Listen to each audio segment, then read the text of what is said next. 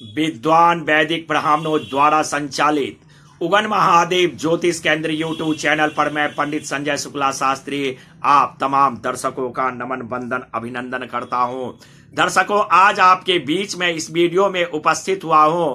वास्तु अनुसार गणपति स्थापन कहां किस तरह के गणपति स्थापित करना चाहिए और गणेश जी कैसे आपके घर का वास्तु सुधार सकते हैं, इन महत्वपूर्ण जानकारियों को प्राप्त करने के लिए इस वीडियो को आपको अंत तक देखना होगा। दर्शकों, अगर आप पहली बार इस चैनल से जुड़े हैं तो नीचे लाल वाले बटन को दबाकर चैनल को सब्सक्राइब कर बेल आइकन जरूर दबा दें और इन महत्वपूर्ण जानकारियों को अधिक से अधिक लाइक और शेयर जरूर करेंगे ताकि आपके दोस्त और रिश्तेदार भी इन महत्वपूर्ण जानकारियों से लाभान्वित हो सके। और चैनल के कमेंट बॉक्स में आप अपनी प्रतिक्रियाएं जरूर लिखेंगे। तो लीजिए दर्शकों, आपके बहुमूल्य समय का ध्यान रखते हुए चर्चा को मैं आगे बढ़ाता हूं। सुख शांति समृद्धि की चाहत रखने वालों को सफेद रंग के विनायक की मूर्ति लाना चाहिए। साथ ही घर में इनका एक अस्थायी चित्र भी लगानी चाहिए। सर्व मंगल की कामना करने वालों के लिए सिंदूरी रंग के गणपति की आराधना अनुकूल रहती है। घर में पूजा के लिए गणेश जी की शयन या बैठी मुद्रा में हो तो अधिक शुभ होती है।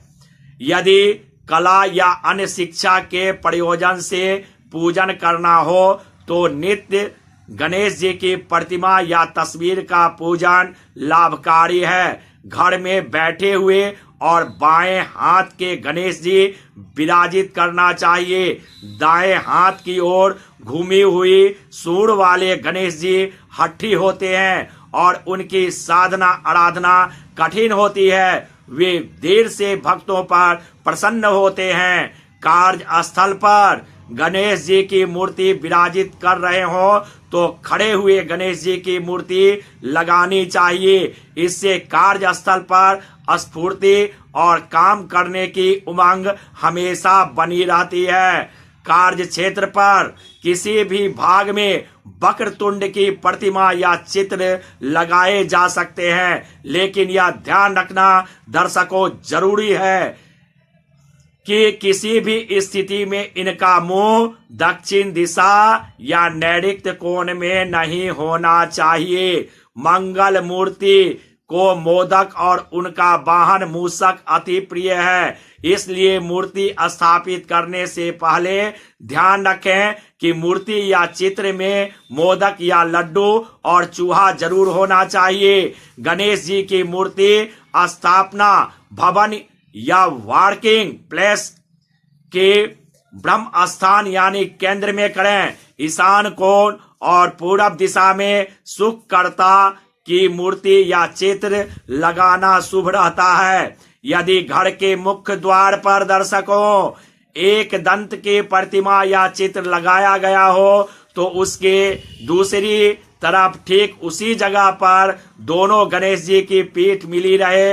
इस प्रकार से दूसरी प्रतिमा या चित्र लगाने से वास्तु दोषों का शमन होता है। यदि भवन के द्वार भेद हो यानी दरवाजे से जुड़ा किसी भी तरह का वास्तु दोष हो, भवन के द्वार के सामने वृक्ष, मंदिर, स्तंभ आदि के होने पर द्वार भेद माना जाता है। ऐसे में घर के मुख्य द्वार पर गणेश जी की बैठी हुई प्रतिमा लगानी चाहिए, लेकिन उनका आकार 11 उंगली से अधिक नहीं होना चाहिए।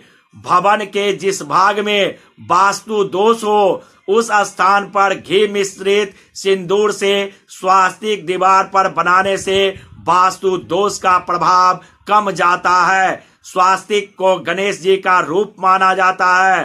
वास्तु शास्त्र भी दोष निवारण के लिए स्वास्तिक को उपयोगी मानता है। स्वास्तिक वास्तु दोष दूर करने का महामंत्र है। यह ग्रह शांति में लाभदायक है, इसलिए घर में किसी भी तरह का वास्तु दोष होने पर अष्ट धातु से बना पिरामिड यंत्र पूरब की तरफ वाली दीवार पर लगाना चाहिए। रविवार को पुख्य नक्षत्र पड़े तब श्वेतार्क या सफेद मदार की जड़ के गणेश जी की स्थापना करनी चाहिए। इससे सर्वार्थ सिद्धिदायक कहा गया है। इससे पूर्व ही गणेश जी को अपने यहाँ रिद्धि सिद्धि सहित पदार्पण के लिए निमंत्रण दे आना चाहिए और दूसरे दिन रवि पुख्य योग में लाकर घर के ईशान कोण में स्थापना करना चाहिए। श्वेतार्क गणेश की प्रतिमा का मुख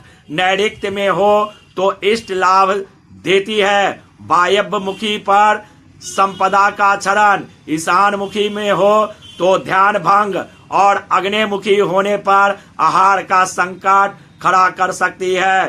पूजा के लिए गणेश जी की एक ही प्रतिमा हो। गणेश प्रतिमा के पास अन्य कोई गणेश प्रतिमा नहीं रखें।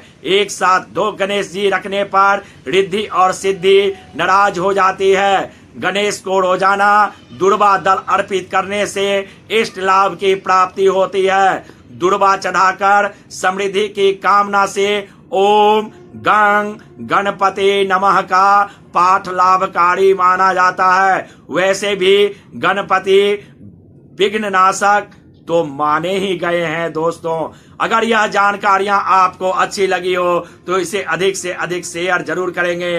गणेश जी की कृपा आपके घरों पर सदैव बरसती रहे। इन्हीं मंगलमय शुभकामनाओं के साथ फिर मैं अगले दिन आपके बीच उपस्थित होता हूं नई जानकारियों को लेकर। तब तक नमस्कार।